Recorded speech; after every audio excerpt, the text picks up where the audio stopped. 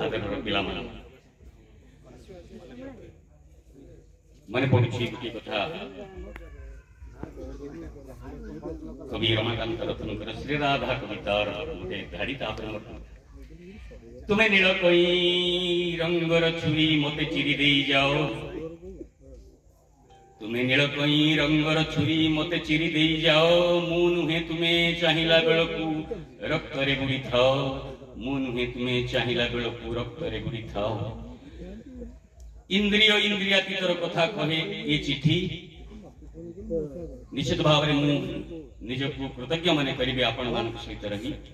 मोर कविता तुम्हें नील कई की चिठी प्रिया तुम देहे माछिटे बसिले कला जाई परी दिशे प्रिया तुम देहे माछिटे बसिले कला जाई परी दिशे से जाई अंधार प्रसारित हेले संज नई नई आसे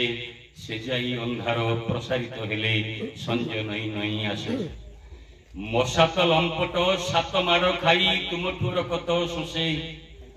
मशा हेबाकु मु मानसिक करे जीवठू मरण बासे मशा हेबाकु मु मानसिक करे जीवठू मरण बासे तुम्हें हुआ अगी जली जलाइले आउटा सोनार रंग सेई नियारे मु अणकुआ होई लभुथाए नीति संग सेई नियारे मु अणकुआ होई लभुथाए नीति संग